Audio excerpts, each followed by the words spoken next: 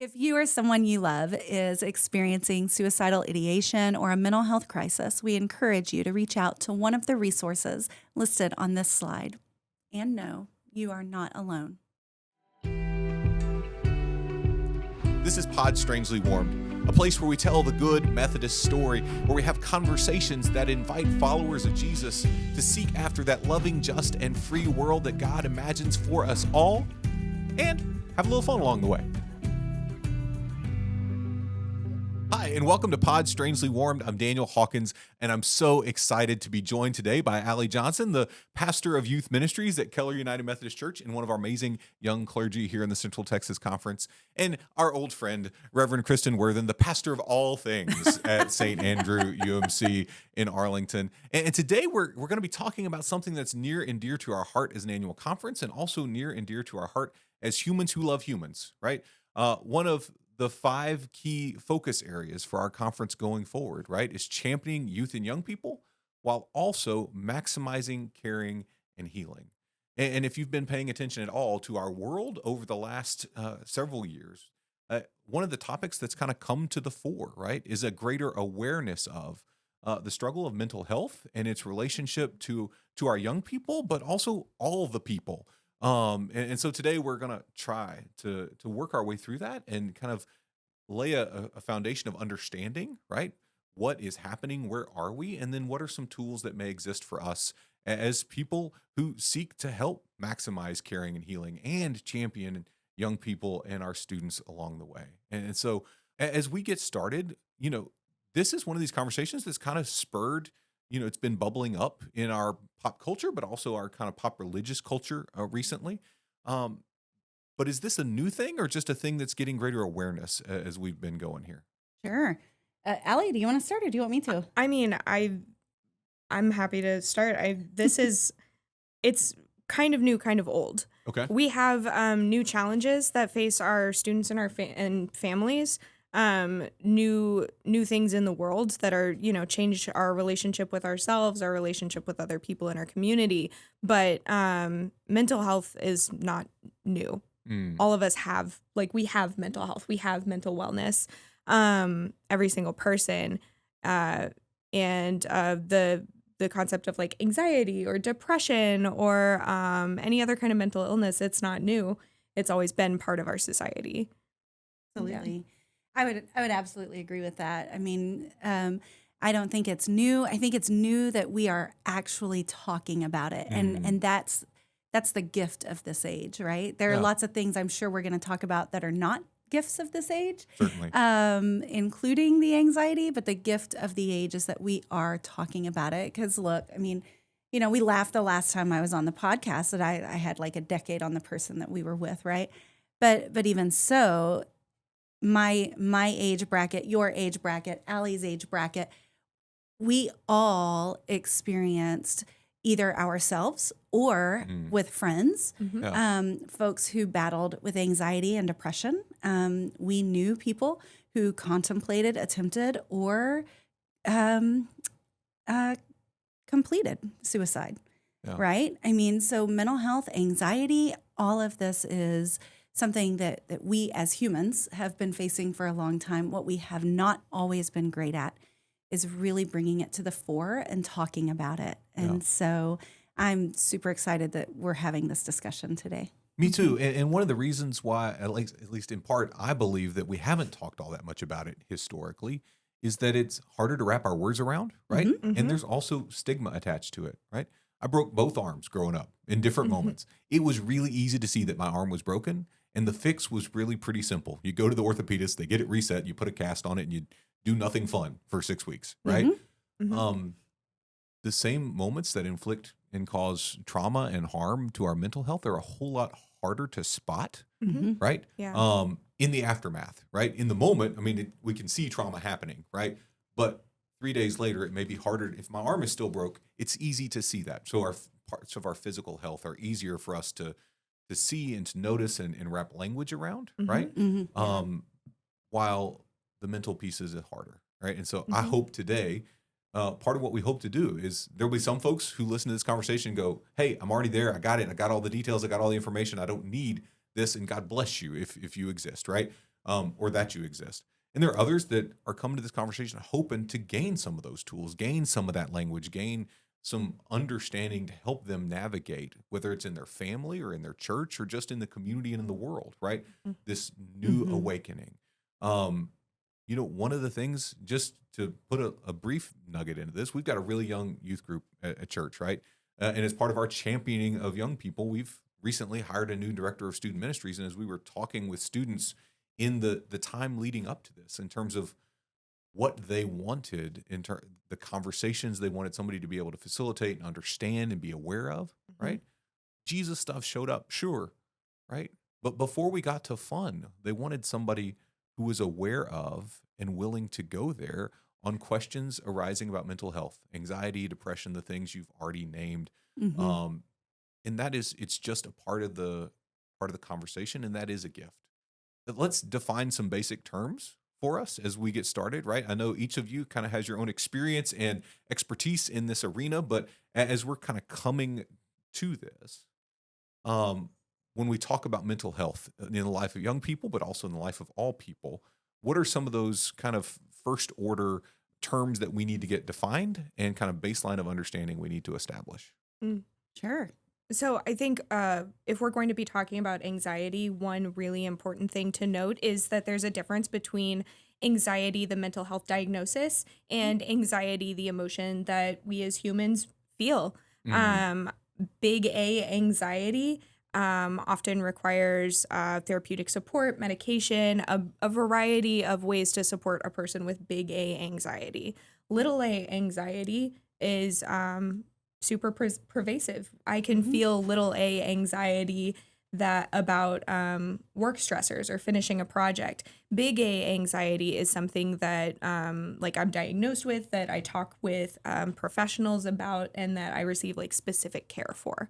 And so just knowing that there's a difference between having anxiety and experiencing anxiety will help kind of clarify some of our language. Yeah.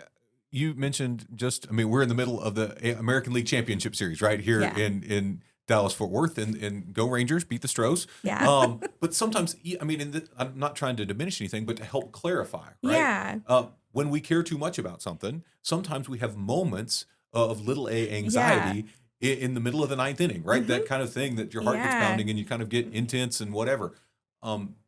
That's different than what we're talking about with big A anxiety. That's different when we're talking about a mental health struggle with anxiety. And so we all experience moments of anxiety, but a systematic diagnosis is a different thing. Yeah, and you can probably speak more into this, but a systematic diagnosis of big A anxiety, it comes with it's persistent, it's consistent.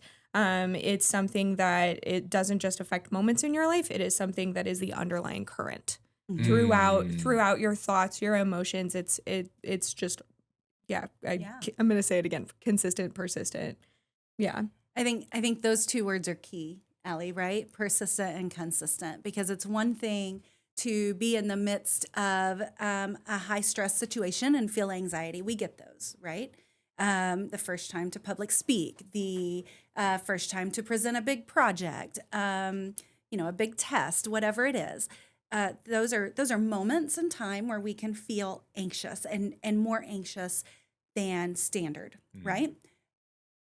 The persistent, consistent is the kid, the adult, the person who has a constant running dialogue that is anxious. There are never still waters, right? Yeah. And if there are still waters, they're very rare. And so that person who always has some, so if I'm using water, always has some waves. Yeah. Maybe even some, what is it in the ocean? Like a current or a riptide. The riptide, the riptide.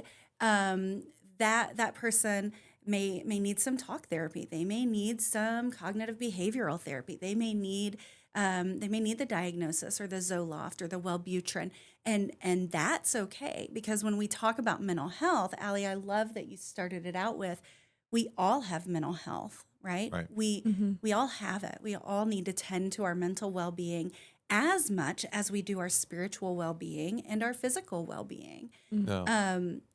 the conversation then, as we have it when it surrounds mental health, is not, what do I do to fix someone? What do I do to be fixed? What do I do to, where I become my anxiety, or I become my depression, or I become my diagnosis? It's none of that. It's, how do we equip people to live with, right? Yeah. And how do we walk with them in this? Yeah. And the church has something to say in that, right?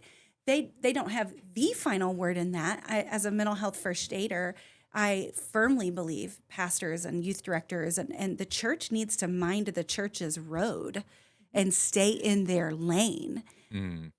But we do have a voice, and there are some things that we can offer and ways we can be present with folks experiencing anxiety and depression that that a counselor may not be able to, because a counselor sees them for an hour a week or a month or every 6 weeks or whatever. So I'm going to back off now and let this conversation take some new shape and form. You said something that I think is really important, which is like knowing our role as a church. I would get, just speaking from personal experience, I would get in trouble, like not with my bosses, but like with myself. If I thought of myself as a mental health practitioner or a mental health professional, because that would lead me into trying to do things like fix or diagnose or treat, when that's not my role. That's not something I'm specifically trained in. And recognizing those limitations allows me to recognize what my role actually is and what I am actually able to provide. If I'm busy trying to fix a student who's experiencing anxiety or self-harm or suicidal ideation, I'm not listening to them empathetically. I'm not offering support to them and their family. I'm not doing my role as a youth pastor. So knowing our limitations allows us to know like what we can actually do, what can actually be helpful. Well, and I think in that way, you both kind of hinted at this, right? Mental health first aid, right? Part of what the role and space of the church in this situation is, if we can help equip ourselves and each other with those tools, right? The metaphor of fixing stuff around the house, right? I mean, I know we're talking about humans. It's a bad metaphor, but in some ways it's helpful, right? We all have a basic toolkit around the house. And we know what we can do with it, and we know what we can't do with it. Yeah. Right? We know what gets beyond our scale pretty quick, right? If the water main breaks out front, your hammer's going to do you no good, right? You need to call in the right kind of people. But knowing how to hang a picture, okay, right? Knowing how to listen empathetically, right? Yeah. Having the tools to help us do what it is that we can and we have been called to do. What do you think some of those tools might be as we sit here? Our audience is largely good church people, right? Pastors, lay leaders, folks who may be volunteering in student ministry or in doing all the things in our spaces that encounter and want to be a part of maximizing caring and health, right? What are some basic tools? I think you hinted at a couple of them, Allie, just a second ago, but what are some basic things when we encounter people in a time where we are seeing a slightly greater both awareness of and prevalence of things like anxiety and depression and movements towards potential for self-harm and other things? Yeah.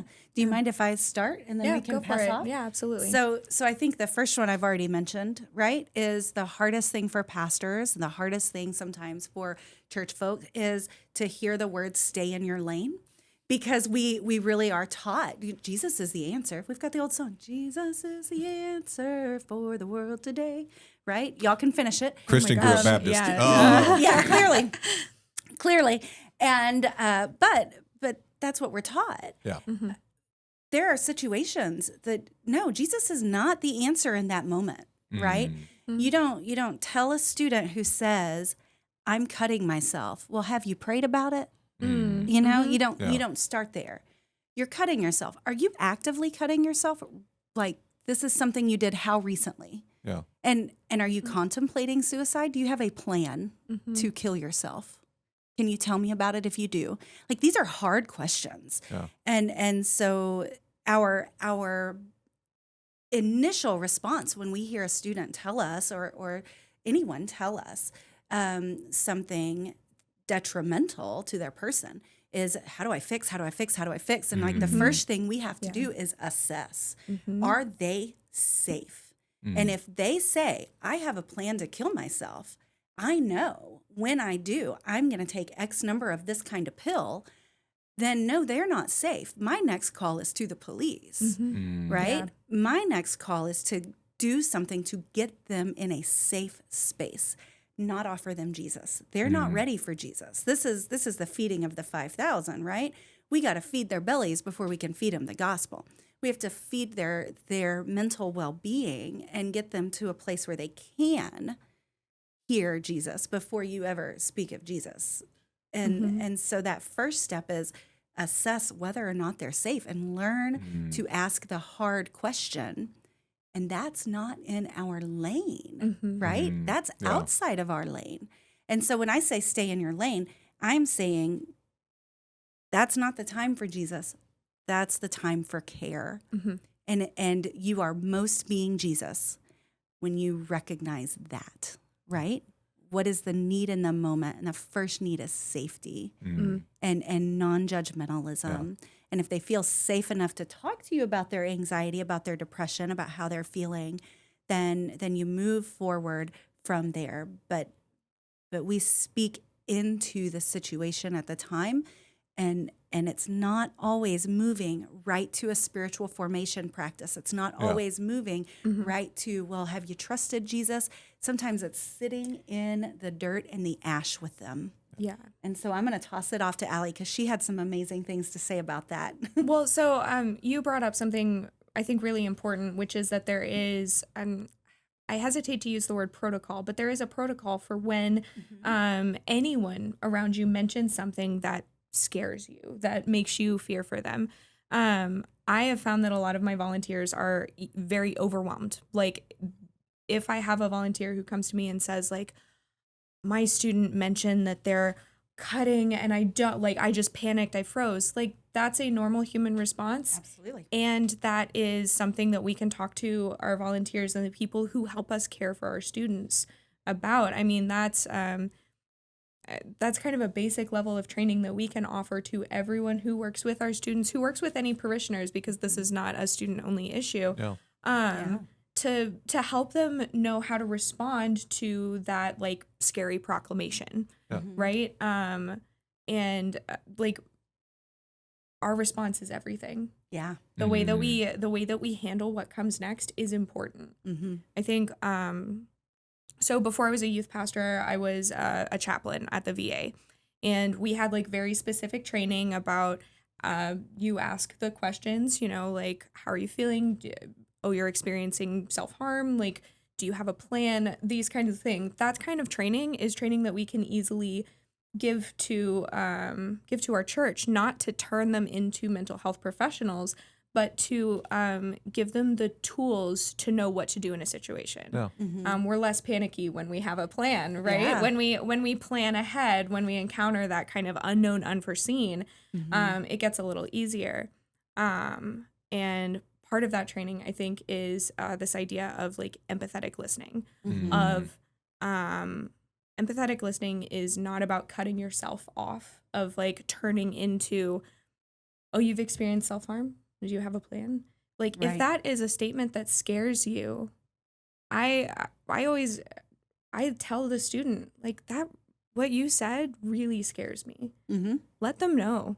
Let them know that you are emotionally invested in what they've said. Yeah. If you have a feeling where you're like, oh, that breaks my heart, let them know. Tell them. Yeah. That's part of that responding to where you have a responsible response, where you respond with the questions that you need to know to make sure someone is safe. And also where you're sharing your emotions, where you're letting them know that you are in this with them. Yeah. Well, this is the relationship aspect, right? Yeah. Like they're sharing something big with you, and it is brought on by some big feels. And so yeah, we assess for safety. We also we dive into that connection point. Yeah, right? And it's not a bad thing to acknowledge that their big feelings bring up big feelings in you. Exactly. Yeah. And the other thing too, I think I'm thinking about the person who freezes, right? Like encouraging them, it's okay in that moment. Like you're in a conversation with someone, and they're sharing something big, and that's not the kind of news, the kind of we don't discuss our mental health on the run, right? Like Right. it's not, I'm anxious today, bye-bye. That's not how we do it. If we are being big, bold, and vulnerable enough to share where we are with our mental well-being and health, then we're here for a conversation. So if you're experiencing that moment of sometimes even when you have the training, right? It's the, I know this kid, watched this kid grow up and they're sharing this big thing with me, and what do I do? That moment of freeze can be a moment where you internally check in, right? Like, I need to sit with this for just 1 second. We're going to be in silence for a minute. And it's okay to be quiet for a minute and just let it sit, because that communicates. Everything we do communicates something, right? So if I launch into that scares me, that hurts me, or if I don't have the words for that yet, that student knows. They have big feelings. I promise you, they feel that compassion in that moment that you're sharing with them in that silence. Yeah. One of the big tools is awareness, right? And you got, and I know, Kristin, you have both received and been a trainer for mental health first aid things along the way. And I know those resources are available on a semi-regular basis for us, right? Awareness, both of the moment, right? But of yourself in the moment too, right? I think sometimes that freezing that happens, at least I know in me, it's connected to that need to fix, right? It's like, I can't make this better right now, right? In an immediate kind of way. And yet that's not the call, right? Now, I do want to push back a little bit. Maybe it's just because I'm too Jesus-centric. I think what you guys have just described, you said that moment's not the time for Jesus, right? What you guys have just described is an embodiment of Jesus rather than a preaching of Jesus. Yes. Yeah. And I think when we respond in the ways you guys have laid out, that is Jesus' moment, right? I mean, it's a mental health thing, but the compassion and love of a God who shows up in every moment of our life, even the worst of it, right? Yeah. It doesn't show up in a preaching of a fix, right? And so I want to be clear. I mean, but I needed to say what you guys are describing is embodying the love of Jesus Christ for people in those moments. I mean, it is pretty much as laid out in the gospel. When Jesus heals people, usually there's a question of what do you need? What do you want? Even if it's obvious, like even if it would seem like, Jesus, that man's legs don't work. Of course he wants them healed. Jesus usually asks, like, what do you want? What do you need? And listens, and makes it a conversation, not a fix it. Yeah. Being aware of and connected to some of those basic kind of first aid, kind of what's my list of questions? How am I prepared? How is my soul prepared? Resources. I'm sure you guys will provide us some links that we can put in the show notes for this, that we can kind of help point people to resources if they want a little more, because we're not going to be able to cover everything in 30 minutes of a podcast format, right? That's not, what we're able to do today, but we are hoping to spark a furtherance of a conversation in some of our local spaces.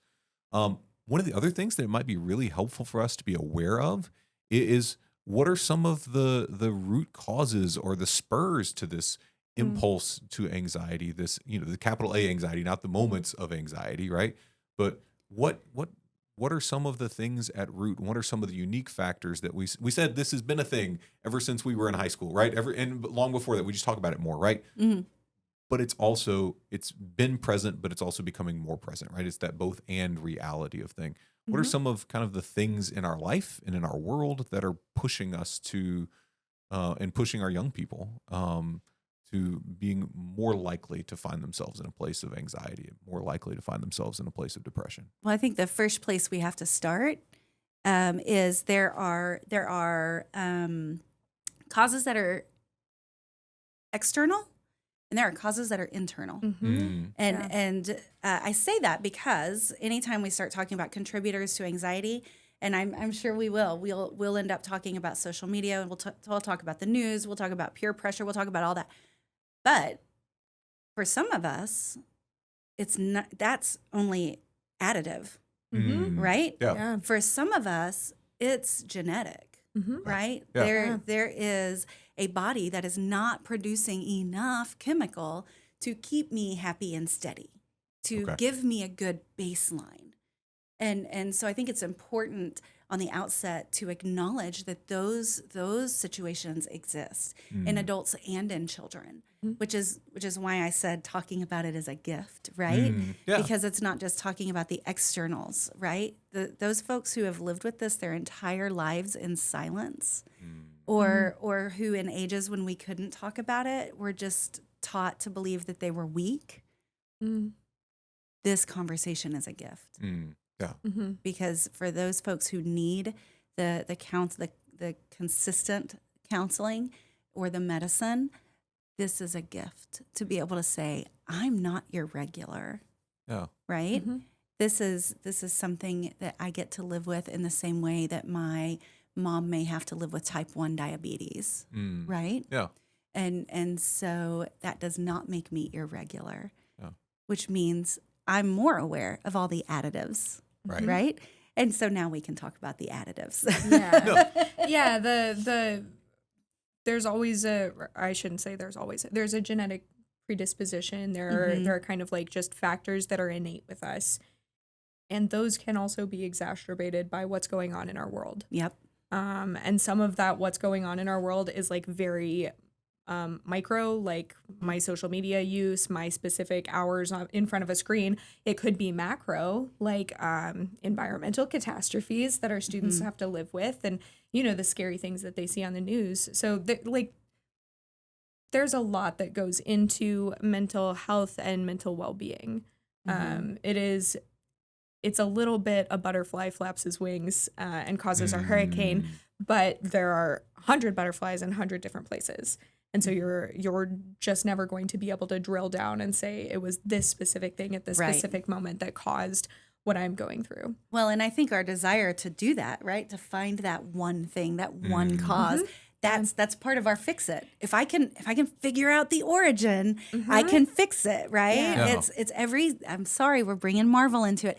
It's every superhero who creates their own villain. Sure. If I can find the moment that I upset this little boy who became the villain in The Incredibles, then maybe I can prevent a whole movie series from taking place because I was kinder to a kid who idolized me or whatever. That was a very long-winded runaway example, but every superhero that makes their villain. I was a jerk to so-and-so, so they're going to try to take over the world to stick it to me. That's a desire to fix it when we want to look for that moment. There are some times that we experience a life-altering trauma, and here comes the flood, right? There are other times that it is the million little things.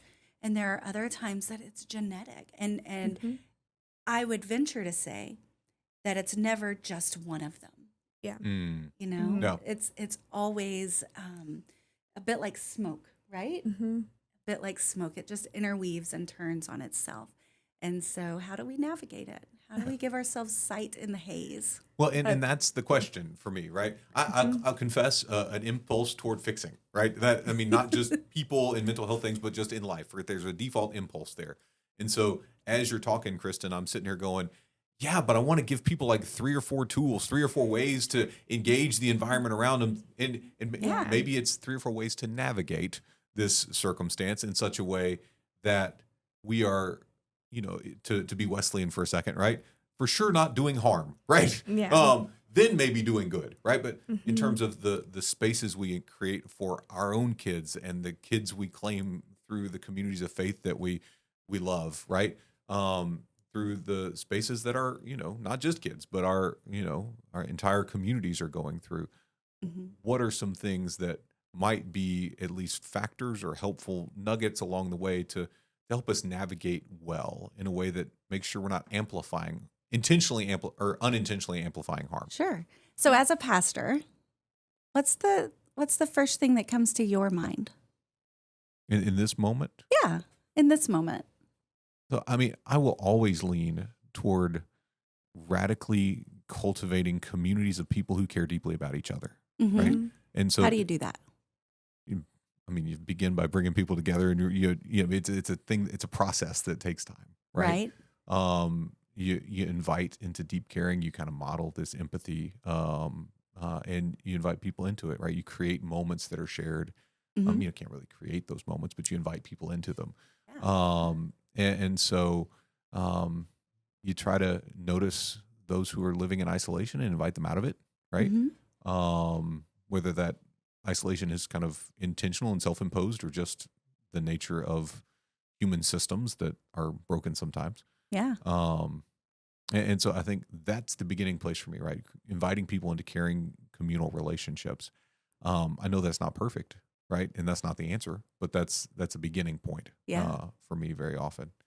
So some of the things that we do have as pastors, as clergy, as youth directors, that are spiritual practices are also accessible in moments of high anxiety, right? Yeah, Grounding techniques. sure. Breath Right. prayers. Breath prayer. Yeah. Absolutely. I'm a big fan of breath prayer. Yeah. I've been doing I've been doing a train the trainer thing with Dare to Lead. And it did not dawn on me until a couple of sessions ago when our leader was talking to us about being big and brave and the role of breathing in song. The reason that songs soothe our soul is because in song, We have to breathe deep. Yeah, we you're have to measuring breathe your deep, breath. and our exhale is longer than our inhale.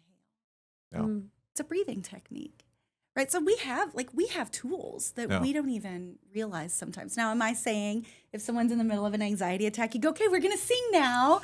Let's La, sing la, now. la. Yeah. But being able to know those, to kind of have a Yes. back pocket breathing technique is that's helpful. Absolutely. Whether it's a breath prayer or, hey, do me a favor, just go in 3, hold it for 4, and then we're going to go out for 5. Then we're going to do the same thing, but we're going to go 4, 5, and 6. And we're going to keep doing that. Or if someone's in the midst of something, like, hey, Daniel, you with me? I need you to tell me 5 colors that are in this room with us right now. Can you tell me 5 colors that are surrounding us?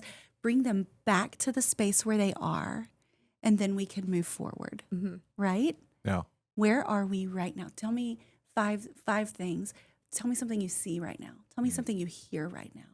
What are you smelling right now? Go through the senses, Yeah, just right? grounding. These are, whatever grounds us to this moment and this place and this space. That's a tool that we have Yeah. at our disposal. It's one we forget about. Because again, what happens? That urge to fix. Sure. Right? Sure. Like, can't fix until I'm with. And it may not even be mine to fix, right? Like I have a friend who asks constantly, what's yours to own? And what's not? Yeah. And what is not? Yeah. What is yours to own? And it's the same thing with what we say. What is yours to say? And what is not? Yeah. And so, knowing those. So I would say the first is, what are the grounding techniques that are available to you? Using those 5 senses is a Sure. fantastic starting point. Using breathing, fantastic starting point. What works for you? Oh, I sort of the measured breathing, the numbered breathing, is a good one for me. Music always does generally help me. I was laughing a little bit at the five senses one, the 5 things you can see, 4 things you can hear. I used that technique with a student because it's one I had been taught for myself, and because that student had been to therapy, was familiar with that technique. It wasn't the naming 5 things and naming 4 things and naming 3 things. What grounded that student was the fact that I said it, and she was like, "That's a meme." And I was like, "It is a meme. It is a meme. Keep talking to me anyway." Yeah. Absolutely. Yeah. Like, even if that turns it into like a little inside joke between me and the student in this moment, that's something that like brings them back from whatever they're feeling. Yeah. Yeah, I had a student do that with me once. Like, Yeah. I know what you're doing. My counselor does it too. Great. And then you're we like, can Well, practice yes, it. awesome. Right. Then you Like, already guess you what? already know what I'm doing. You're Let's already go. breathing better. We're already back in the same room together. Yeah. One of those other, I think we're talking a lot about grounding techniques, breathing, all of that stuff. Kind of the language of our own emotions is really important. And that's something that's not just a practice in the moment. That's not just like an emergency tool. That's a tool that we all should be using. Right. We should be able to, how are you feeling right now? Mm-hmm. And instead of saying, good, I'm feeling good, or everything's okay. Like, no, like name a feel. Are you content? Are Right. you excited? Are you nervous? Like being able to actually name our feelings and recognize them. That kind of work is done ahead of time. Yeah. That's work that we can do right now so that when you're in the moment with a student and they name a really big feeling or a really scary thought or whatever else is going on, I've already practiced naming my feelings, so I know what I'm feeling in that moment. Yeah. I'm less likely to feel shock and freeze, and I'm more likely to say, oh, Right. that's scary, or oh, that's overwhelming, or oh, that's nerve-inducing, or heartbreaking. If I've practiced naming my feelings ahead of time, I will be in touch with my feelings when it comes to needing to be there for someone. Yeah. And not just those feelings that we ascribe positive and negative connotation to them. There is nothing positive or negative to them. They are feelings. Feelings are what they are, right? Right. But not even just saying, "Oh, I feel so anxious right now," or "I'm feeling nervous," but being able to say, "I'm so excited today, and here's why." Yeah. I really felt connected with you today, and here's why. Yeah. Or, just being able to access our positive emotions too. Yeah, when we ask how you feel right now, the impulse is either good or Exactly. one of 17 versions of terrible, right? Yeah. Rather than having really good language for how do we describe what it is that we are actually feeling today, Right. right? I'm curious today. Yeah. Yeah. know? And that's something that that is really only gets better with practice. Yeah. Like there is no other way to improve our vocabulary about how we're feeling than to pull out a feelings wheel, look at it, and Make your way say, through it. Am I You don't want the little frazzled guy on the fridge that you move the magnet across. The frazzled guy. Yeah, we had one of those as a kid. Now I deal in more colorful. I think I have a couple in my notebook that I just like carry with me. Oh, that's really amazing. colorful. These are also like DBT skills and CBT and all of that, like therapy skills. I love But it. like my little feelings wheel. And look how, Boom. can you like hold that up? Yeah, Like, I think absolutely. people deserve to see like the myriad colors and Yeah. emotions and feelings that Yeah. that we have, and we can carry more than one of them at any given moment. No good, no bad, just, Just what is. yeah, I'm feeling Um, content or pleased or, We've got about 3 more minutes because we have solved none of the world's problems, and yet Yeah. we've had a fantastic conversation, right? And that was actually the intent at the beginning, not to solve the world's problems, but to have a good conversation. We spent a lot of time kind of in the micro moment of crisis. We've also spent a little bit of time kind of zooming out to a more macro thing. How can, we do work on ourselves and in our communities to be prepared and equipped, right? If we were going to spend these last 3 minutes looking at something else that we might do or be ready for on that macro level, right? That preparedness level, we've talked beautifully about how being aware of and connected to the emotions that we are experiencing and having language for that. Pixar made a movie about that, right? Just to help us access those things. And they're making a sequel, I hear. Well, there you go. no. Because we got all the feels. There's even more to explore. But what, in the next 2 or 3 minutes, what are some final thoughts you'd give to folks who care deeply about the humans who surround them and who might need a little kind of day-by-day practice so that if that moment of crisis ever occurs, they're at least a little more prepared or equipped for that? Do you want to start, Allie? I mean, just basically thinking about, how to prepare, how to care for yourself. It's an old adage: you can't pour from an empty cup. You can't. You're asked to put your own oxygen mask on first. That's Still like my one of those. cliche. That's one of those classic cliches. We all have mental health. I said it at the very beginning.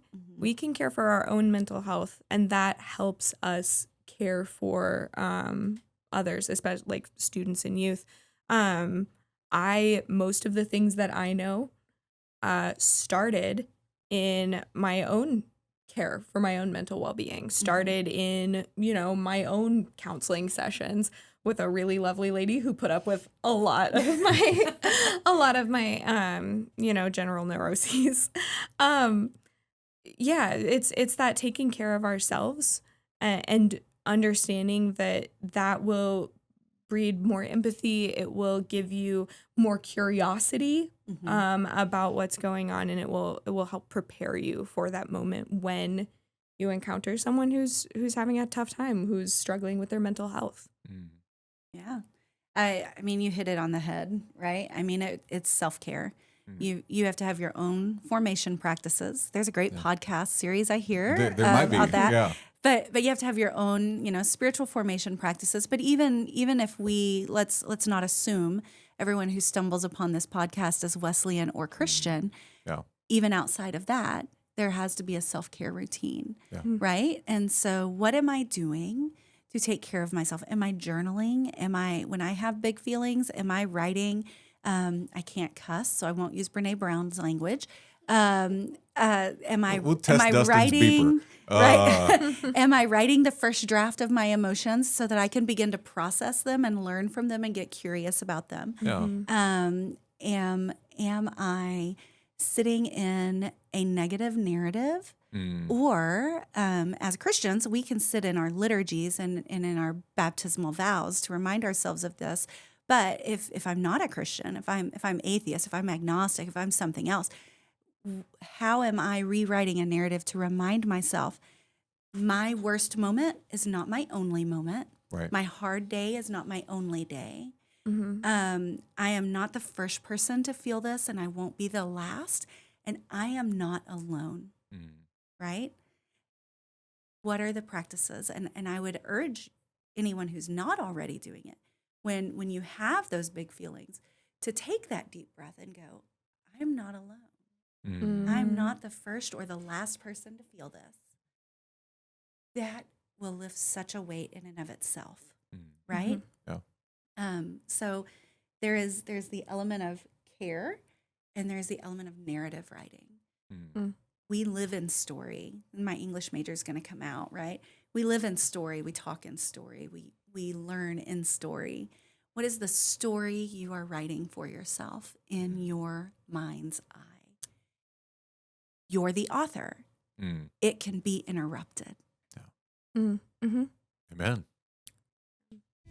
Thank you for joining us today on Pod Strangely Warmed. This conversation has been a gift to me, and I pray a gift to you. Until next time, I'm Daniel Hawkins. It's Kristin Warthen, pastor of all the things, including rewriting of our narratives, and Pastor Allie Johnson, pastor of Youth Ministries and all the good stuff at Keller United Methodist Church. Also all the things, whether she wants to be or not. Yes. Can't help it. It's youth ministry. Absolutely. Thank you both. Thank you. See you next time.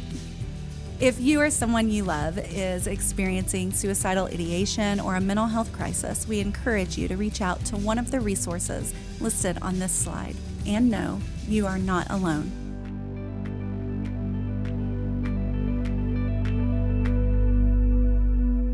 This has been Pod Strangely Warmed. If you enjoyed our conversation today, know that you can find us anywhere you find podcasts. On Spotify, Apple Podcast, YouTube, any and all the places, we are there. So if you want to continue the good United Methodist conversation that you've been a part of today, find us, like us, rate us, review us, and share with a friend so that the good news that is happening right here in our own midst can amplify even